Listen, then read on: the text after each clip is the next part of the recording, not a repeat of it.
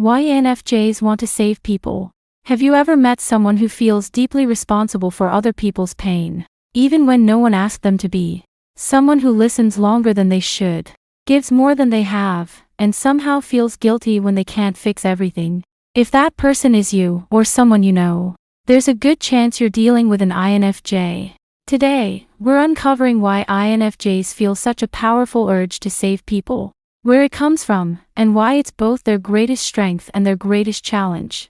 Stay until the end, because reason number 10 is the one most INFJs don't realize is controlling their entire life. INFJs are one of the rarest personality types in the world. But what really sets them apart isn't rarity, it's intensity. INFJs don't just care. They care with their whole identity. They don't just notice pain. They absorb it. And more than anything, they want to heal it.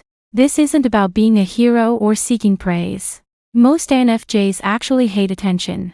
Their desire to save people is quiet, internal, and deeply personal.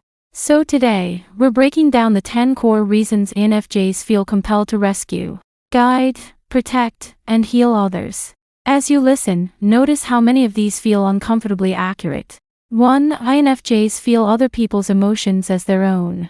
INFJs don't just understand emotions intellectually.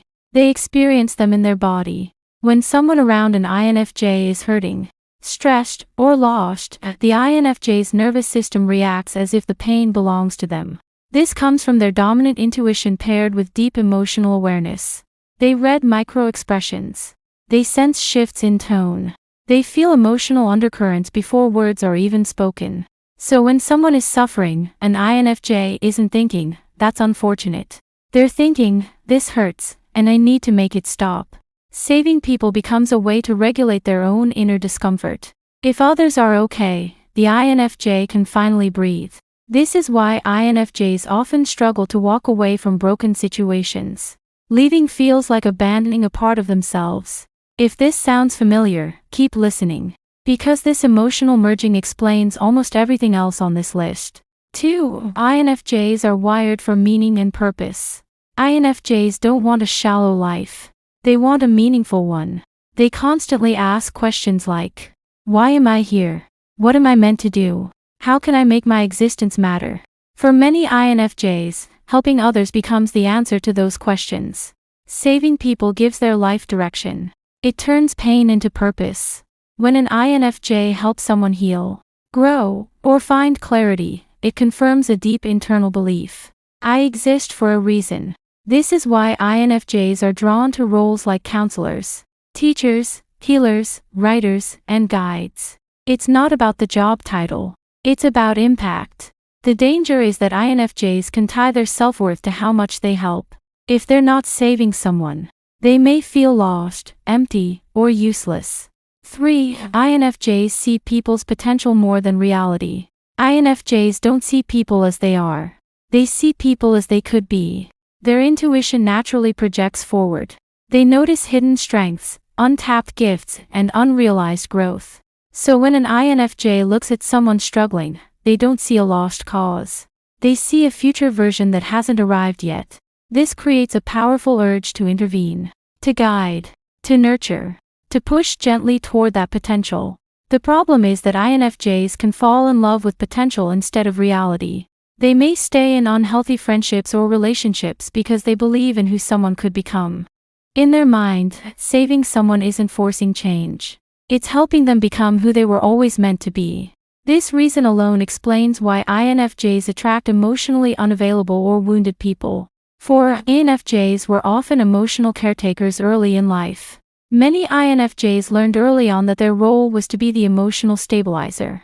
They may have grown up in environments where they had to read the room, where tension was unspoken but heavy, where someone needed understanding, and the INFJ stepped in quietly.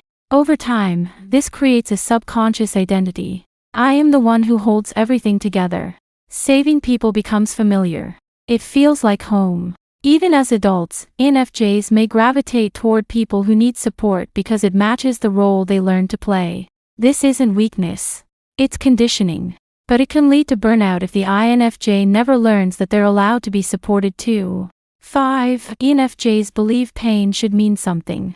INFJs struggle with the idea of pointless suffering. If pain exists, they believe it should lead to growth, insight, or transformation. So when they encounter someone in pain, they feel compelled to help that pain become meaningful.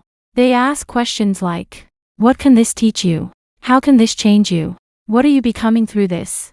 Saving people, for INFJs, is often about reframing suffering into a story of evolution. This is why INFJs are excellent at helping others recontextualize trauma or confusion. They don't erase pain. They give it direction. However, INFJs must be careful not to force meaning where someone just needs space to feel. 6. INFJs have a deep sense of moral responsibility. INFJs have a strong internal compass. They care deeply about what is right, fair, and humane. When they see injustice, neglect, or emotional harm, it feels personal. They don't think, "Someone should do something." They think, "I should do something." This sense of responsibility can be heavy. INFJs may feel guilty for problems they didn't create and outcomes they can't control. Saving people becomes a way to align with their values, to live in integrity. But this also means INFJs can carry burdens that were never theirs to carry. If you're an INFJ, you probably feel this one deeply. 7. INFJs fear being powerless. INFJs hate helplessness. Not just in others, but in themselves. When they see someone suffering and feel unable to help, it triggers anxiety and frustration. Saving people becomes a way to reclaim a sense of agency, to prove that their empathy isn't useless. This is why INFJs may overextend themselves. They'd rather exhaust themselves trying than sit with the feeling of powerlessness.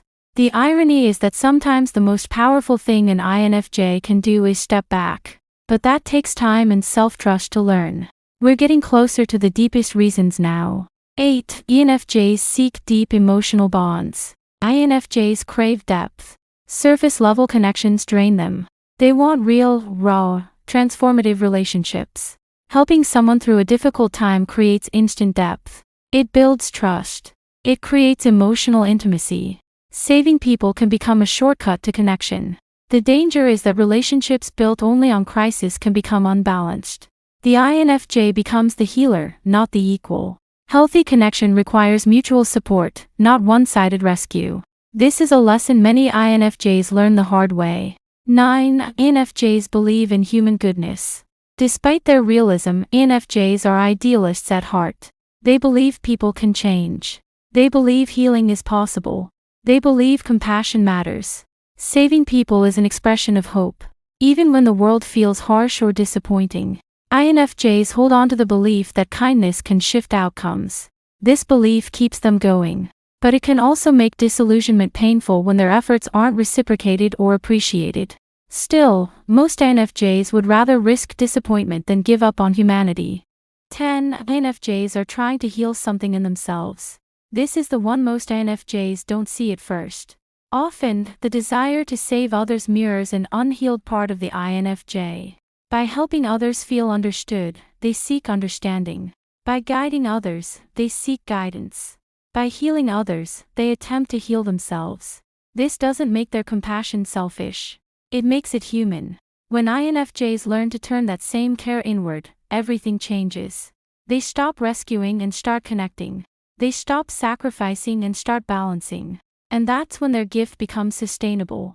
INFJs don't want to save people because they think they're superior. They want to save people because they see value where others overlook it.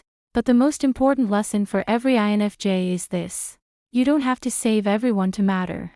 You don't have to carry every burden to be worthy. And you don't have to lose yourself to help others find themselves.